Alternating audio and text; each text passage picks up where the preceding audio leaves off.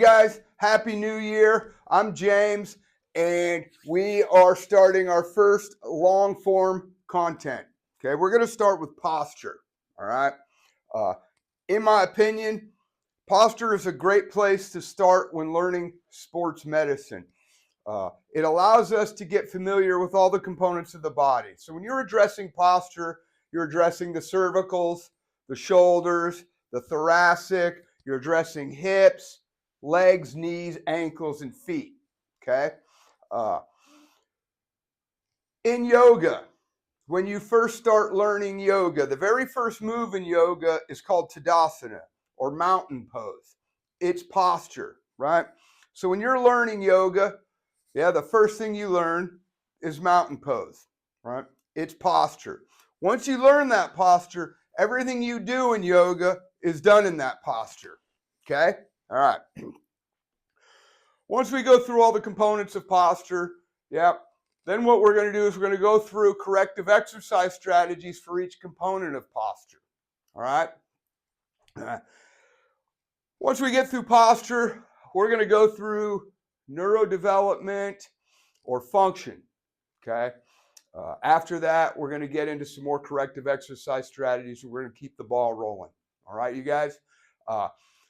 Thank you for joining us, and let's get on to posture. Thanks, you guys. So we're going to get started with posture. This is Justice, and he's going to be our posture model. Look at him. Damn. All right. So first thing you're going to do when starting your posture is you're going to stand tall and you're going to float your head. You're going to push it towards the sky, all right? What happens when you do that? When you float your head and you go tall and you lengthen your body, your stabilization system goes online, okay? So when you're collapsed like this, you've lost your stability, right? Going tall immediately turns your stabilizers on, make you more functional, okay? So that's where we're starting, all right? The first thing we want to do with Justice, we're going to turn him sideways here. Come on back, buddy. All right. Okay. What we're going to have him do is we're going to have him go tall from the chest. He's going to go tall this way. He's not going to stick his chest out like a Marine. He's going to go tall. Okay. And then he's going to gently tuck his chin and he's going to go tall from the crown of his head. So imagine a string here and a string here lifting him up. Okay. By going tall from the chest, it has nothing to do with the chest. What it does is it gets the thoracic spine in line, okay? Once the thoracic spine is in line, it sets the base to get the cervicals in line. And that's where he goes tall from here and gently tucks the chin, and it gets the cervicals lengthened, okay? So now we've got the cervicals lengthened, we've got his thoracic spine in line, okay? The next thing he's going to do is he's going to roll his palms forward and gently pack his shoulders down. What happens very often is people try and pull their shoulders back and stick their chest out. That's not what we want to do. If you push your sternum up or your chest up, your shoulders should fall back into place naturally. Look at that alignment. Perfect alignment all the way down, okay? He's not over squeezing back here. He's going tall from here and it's dropping his shoulders into place. All righty, let's turn you this way. Go ahead, get back into posture. Okay, his palms are forward, okay? Everything we're doing in posture is to reverse the implications of gravity, okay? So what happens, is our shoulders roll forward, our arms go into internal rotation, and we collapse forward. It's called forward collapse, okay? That's the biggest pattern, biggest failure pattern we have is forward collapse. Gravity pulls us forward, right? So everything we're doing here is to prevent gravity from collapsing you, okay? So he's got his palms forward, or his palms forward, right? He's not going to walk around like this, but this is to correct internal rotation, okay? All right. We're going to get down here. So what's going to happen? He's tall here. He's going to exhale. What we want to do is engage his external obliques. The way he does that reflexively is by exhaling. Okay? Once he exhales, He maintains that tension here, yeah, and now he inhales without letting these ribs flare out. Very often we'll see people where their ribs flare out right here, okay? That's because these external obliques, this pattern here, what we would call the cross crawl pattern, yeah? We have a muscle chain that goes across like that, okay? And that's what we're engaging, all righty. That also helps support the thoracic spine, all right? So now he's engaged here. He's keeping these guys in, and he's breathing into his belly, all right? Okay, the next thing he's going to do, while staying tall from here, he's going to gently tuck his pelvis. What we're doing is we're lifting the pubic bone towards the sternum. What normally happens in forward collapse when you're fighting gravity is the sternum gets pulled down towards the pubic bone. It's not what we want. We want to go tall from the sternum, engage, and lift that pubic bone up towards the sternum. Okay? All right. So that's a slight tuck. It's not an aggressive tuck, it's a slight tuck. Then what he's going to do is he's going to engage his quads about 50%. Okay? We want him standing tall. We don't want his knees locked out. Okay? When your knees locked out, yeah, that can stop blood flow. You can pass out if you lock your knees out. Doesn't happen very often, but it can happen. I've seen it happen. All right? So that's what we're doing. We're engaging here. Okay. The feet.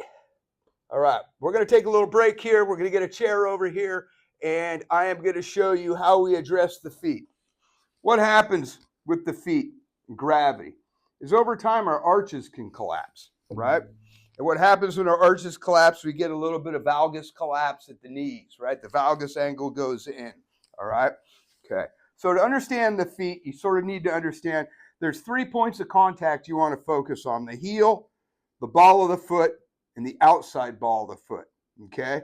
So you've got 2 arches in the feet. This is called the longitudinal arch, and this is called the transverse arch, okay? So 2 arches, one here and one here. Quite the artist. It's going to be my second career after sports medicine. All right, that's my foot, okay? What we have is the ball of the foot here, right? We've got the outside ball of the foot here, and then the heel, okay? Those are the 3 points of contact we're looking to maintain with the ground, okay? You've got your longitudinal arch right here, and you got your transverse arch right here. This is what we want to build up, all right? Okay, check it out. We're going to use my left foot because the arch in my left foot is collapsed. If you look at that arch, it's flat on the ground. And then if you look at this arch, it's a little more lifted. So we're going to use the arch on my left foot as a demo. What am I going to do? I'm going to lift my toes and I'm going to drop on the ball of my foot. And then I'm going to drop to the outside of the foot. And then I'm going to let my toes drop. See how my arch is lifted? There it is collapsed. There it is lifted. I'm going 1, 2, 3 points of contact. Think of a tripod, right? Collapsed, non-collapsed. All right. I have to work on this every day, okay? It used to be worse. I got the arch to lift a little bit, but it didn't lift completely. Not a big deal. If I spend every day working on this, I can manage this arch, so it's not a big problem, okay? So that's where we're going to start. With the feet is we build up the arches and then we go tall, right? Okay, so here we go. We started by going tall with justice, right? And we worked down to the feet. Now what we're going to do is we're going to build up our arches, 3 points of contact, yeah? And then we're going to go tall. And then we're going to drop everything into its place. And this is posture right here. Okay? Posture. I hope my posture is good. I'm getting old, but I think my posture is still pretty good, or I'm working on it every day. So back to posture. We're going to start with the cervicals, and then we're going to work down to the shoulders and thoracic and on down the body. Okay? All right. Look, the cervicals are tricky. What I would say, if you're working on the cervicals, that's a part, if you're like this all the time, what I would say is maybe go see a chiropractor. Get your neck loosened up, Go see a deep tissue specialist. Have them strip out all the muscles in the neck. A good deep tissue person will know what to do. They'll get the anterior neck muscles, the posterior neck muscles, unload it, okay? All right. Once you do that, yeah, and look, that should be a regular part of your program anyways. You should have a chiropractor, a deep tissue specialist, maybe an acupuncturist. These are all people you want in your life. Treat yourself like a professional athlete, okay? Have a team of people that help keep you going so you can live a physical life. All right. What we're going to do over here for posture or for the cervicals is you're going to stand against the wall, okay? You're going to go tall here, right? You're going to go tall from the sternum. You're going to tuck your chin, and you're going to put your head against the wall. And you're going to stand against the wall, right? So it looks like this, okay? I'm going tall from here, tucking my chin, going tall from here, all right? Right against here. Now you have an idea. This gives you a feedback system. The wall allows you to know where you're at, okay? All right, from here, you're going to look right, and you're going to look left. You're going to look right, and you're going to look left, okay? All right, we're just working on opening up rotation, okay? Again, if your cervicals are a problem, go see a chiropractor, get some deep tissue work done, get those guys loosened up, all right? Okay. I don't recommend a whole lot of corrective exercise strategies under load for the neck, okay? There are, I don't think we have one here. There are different things you can use to strengthen your neck. There's one that Joe Rogan used to promote. I forget what it's called, but it's like a halo that goes on the neck and you can turn and rotate, okay? That's a good piece of equipment. I know a lot of grapplers that use it.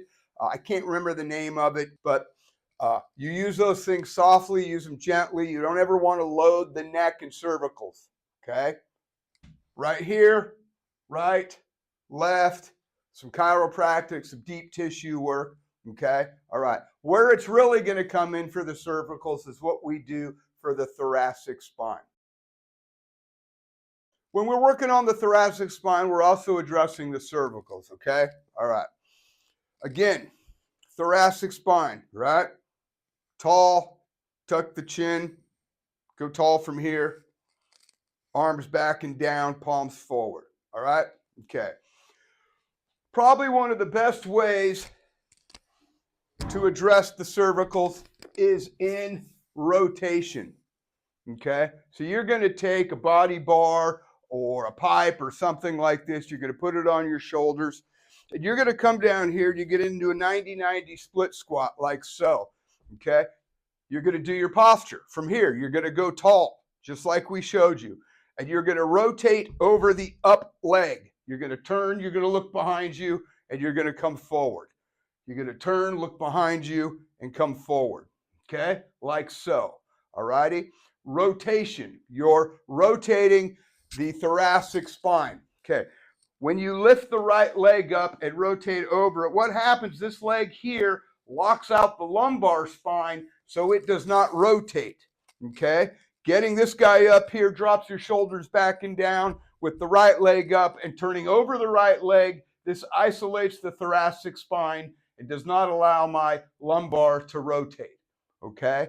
And then, of course, by looking over my right shoulder, I'm now incorporating the cervicals, okay? And then you're going to do the same thing on the other side. And you're going to turn and you're going to look over your shoulder, okay? I would say 20 in each direction every day, all right? Now we're going to address the shoulders, right? We have set the cervicals. We have set the thoracic spine, okay? Remember, shoulders, back and down. If you go tall from here, the shoulders shouldn't have to drop too far back. They should actually drop into place. And then you rotate your hands forward. Stay tall, tuck the chin. All right. How are we going to get rolled shoulders to stay back? Okay. what you're going to do is you're going to get a rubber band like this. Okay? You're going to get your palms forward. You're going to get into posture. You're going to go tall, and you're going to step forward, just like this. What's happening here? Okay? This is pulling my pecs long. Okay? Look, shortened pecs are the problem. This is why we get rolled shoulders. The pecs shorten, the interscapular muscles lengthen. Okay? So what we want to do is lengthen the pecs. But you have to lengthen them under load so they stay, right? Now they're under load. They're going to develop long. That's how you get a muscle to stay long, is you develop it long. You put it under load long, okay? And you go right here and do some breath work, okay? And hold this for a minute, maybe 2 to 3 times a day. Do your posture, engage, and do some breath work. And we'll get into breath work later, okay? All right. That's probably one of the easiest ways to do that, right? Lengthen those pecs, get them back down where they need to be. The next thing you're going to do is we need to shorten the interscapular muscles. So we're going to do the same thing in reverse. We're going to get into posture, and we're going to step back, okay? Now I'm engaging the interscapular muscles shortened, right? And then I do my breath work. See how my chin is lifting? Don't do that. Tuck the chin. Stay tall, okay? All right. This is how we develop the musculature so the shoulders stay back and down, yeah? And your thoracic spine learns to stay straight by developing these muscles, okay? So one more time, we're going to go tall, step forward, and start developing these chest muscles long. And then we're going to do it in reverse. We're going to go tall, get into posture, and then we're going to step back, and we're going to develop the interscapular muscles short. All right? The next part of posture that we're going to address are the ribs, okay? Or the external obliques. You heard me say in the last video, sometimes people's ribs flare out right here. That's from weak external obliques, okay? All right. The way you want to get these strengthened is you exhale. All the air out. Push it all out until there's nothing left. And what happens is these guys collapse and they tighten. Once you exhale all the air, you hold those tight and you breathe in, okay? All right. It's hard to get corrective exercise that correct this. You've got to use breathing mostly, and you've got to do it while you're engaging in posture in your activities, okay? But this is a way I have found that helps, okay? I'm not sure why it works, but it works. What we do is I lay someone down here, I lay their ribs on the ball, I put their hands behind their head, I have them exhale. And then hold the ribs down and breathe into the stomach. Okay? All right. So we're exhaling. We're dropping weight onto the ball. I think what happens is that when you have weight on the ball, it strengthens the breathing muscles. It reinforces the muscles that need to hold the ribs down. Okay? Why are we doing this with the ribs? By supporting the ribs and engaging the external obliques by exhaling supports the TL junction. That's the thoracic lumbar junction, where the thoracic spine meets the lumbar spine. It's generally a weak point, okay? This is where a lot of injuries happen, at the TL junction, okay? So by exhaling and strengthening these external obliques, you're going to stabilize the TL junction, all right? Okay. The other exercise I have people do is I put them on a ball like this. I have them go tall. I have them exhale, hold it in, do their breath work and slightly bounce. And then I have them pull over. Now we're lengthening these muscles and engaging them at the same time, right? So it's in a little bit of bouncing. And then I inhale while holding my ribs in, okay? And then I do it on the other side. Exhale.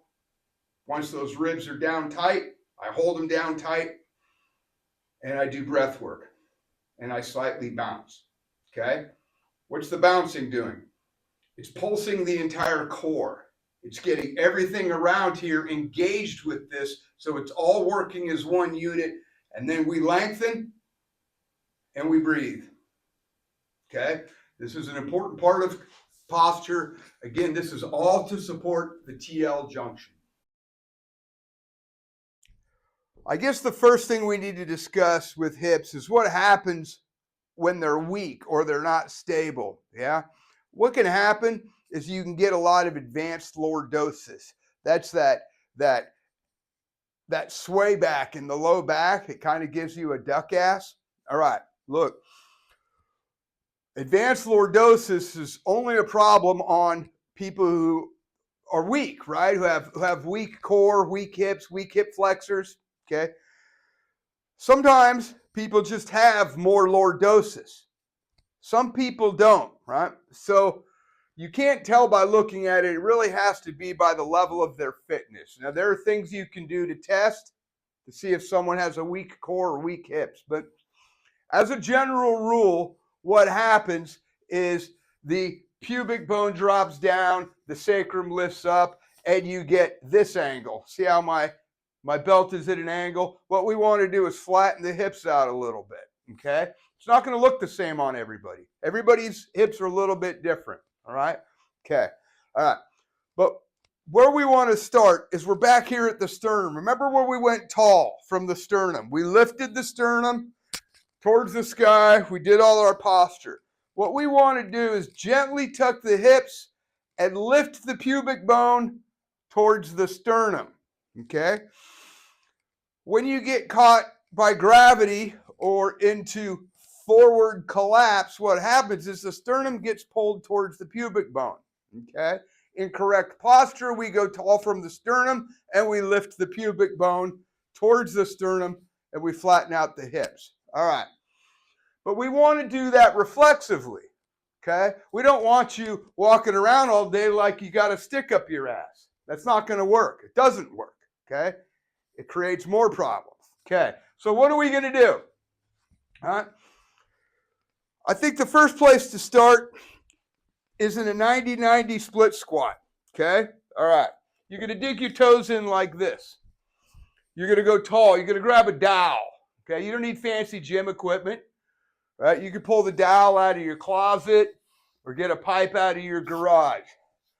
You're going to put this guy straight out in front of you. You're going to put your hands in front of your sternum. You're going to go tall. You're going to do your posture. You're going to stay tall from here, and you're going to push this into the floor. You don't need to crush it. You don't need to push 100%, maybe 40% into the floor. You're going to stay tall. You're going to stay tall from here. And as you push down, this will engage your abs. Pushing down engages your abs. And if you stay tall from here, it will lift the pubic bone towards the sternum, okay? So this is flattening out the hips. And you get in here and you hold for a minute, about 30, 40%, and do your deep diaphragmatic breathing. Okay? And then you're going to do it on the other side. You're going to go tall from here. You're going to push down. This engages the abs. It lifts the pubic bone towards the sternum. Okay? Every day. Both sides. Maybe 3 sets for 1 minute. Do your diaphragmatic breathing like so. Okay? I'm going tall. I'm tucking my chin. I'm going tall from the crown of my head. And I do my diaphragmatic breathing. I'm engaging here, okay, to support my TL junction. And we do breath work for a minute, okay? Then you go back and you do the other side and do the other side. You do each side for 3 minutes on each side, 1 minute at a time. You're going to get down here. You're going to do the same thing. You're going to go tall. You're going to set your shoulders back and down, palms up. You're going to go tall. You're going to get into posture, and you're going to take the weight off this front foot, okay? You don't need to lift it, but what you want to do is put it on the ground, use it as a kickstand, take the weight off of it, and go tall. What happens here? To go tall drives your hips forward, okay? Having this leg off the ground forces the glutes to engage. So if you want to feel this, get down here, Put your hand on your butt and lift your front leg. You'll feel the glutes engage, okay? What's happening? That's automatically tucking the hips, getting the glutes online, lifting the pubic bone towards the sternum. Your shoulders are backing down, and you can balance if you want, or you can just leave the foot on the ground to use as a kickstand. Don't drop weight into it, okay? We need those glutes engaged, like so, okay? And then you do the same on the other side, okay? A minute on each side. Do 3 sets on each side. So you're doing 3 minutes, 1 minute at a time. And you breathe. Tuck your chin, go tall. Okay? And this is how we address the hips. There's a lot of ways to address all these. I'm giving you the ones that I think work the best. There are more. We can cover more of this material later. I'm giving you stuff to work with. So if you're a sports medicine professional, you're a personal trainer or a yoga or somebody who's fixing bodies, yeah, this is going to come in handy. This is a great tool set to have. Help your clients live a healthier life. When dealing with the knees, it's a little bit different, okay? Knees, there's not a lot you can do to address knees in posture, okay? What's happening now is we're going to address from the hips all the way down to the bottom of the feet, okay? If you're having knee issues, yeah, go see a professional, get them checked out, okay? There's not a whole lot you can do in posture to address knee issues, okay? So go see a professional, maybe foam roll your quads if your knees are tender. But what we're going to do now is we're going to go back down to the feet, okay? We talked about it early in the video, we talked about collapsed arches, okay? And how to set them, right? We talked about it, right? 3 points of contact, building up the arches, right? And getting into posture, all right? But what kind of a corrective exercise can we use to get those arches to stay up? Yeah? All right. When your arches collapse, you go into valgus collapse, right? The knees go in, okay? This is not a good pattern. It can cause all kinds of problems. What you're going to do is get a rubber band. You don't need a big, fat, fancy rubber band like this. You can get, something like this here, okay? And you can wrap it around the knees like so, okay? Or I'll take that one too, right? Or you can get one of these kind of rubber bands and wrap them around the knees, right? Okay? Because what we're going to do is address that valgus collapse. When you address valgus collapse, you're also addressing the ankles and the bottom of the feet, all right? Okay. What I'm going to use is this guy right here, and it goes around my knees like this. Super simple. I'm going to build my feet up like we did earlier. I'm going to stand up, and I'm going to sit down. I'm going to stand up, and I'm going to sit down. Where does this work? Works at the hips. We're strengthening glute med to hold the knees out. When you hold the knees out, you're lifting your arches. This works on everything going down, like so, okay? All right, what I'm going to say is this has got too much pressure. That would tend to lend itself to overtraining. I'm going to go to something a little bit lighter, okay? So this is what we're going to do here, all right? Okay, same thing, okay, right? So the knees are falling inward. So we're using this to strengthen the muscles that pull the knees out. Those muscles are up in the hips, and you build up your arches and you stand up and you sit down. You stand up and you sit down. My arches are lifted, yeah? My glute meds are getting strengthened, and they're getting strengthened through the full range of motion, or most of it. We could drop down and do deeper squats if you want. I'm just using this chair for filming purposes, okay? All right. Do your breath work. Okay? When you come down, you want to land softly. Don't plop. That doesn't do anybody any good. You're not engaging when you do that. Soft landing. Okay? Remember, you're building up your arches like we talked about earlier in the video. All right? This is a good way to do this. There are other ways, but this is a good start. Okay? This is going to help you or your clients get the lower half of the body engaged for posture. All right? Okay. Keep in mind, posture comes from bad posture comes from a weak body. And a weak body, gravity pulls you forward.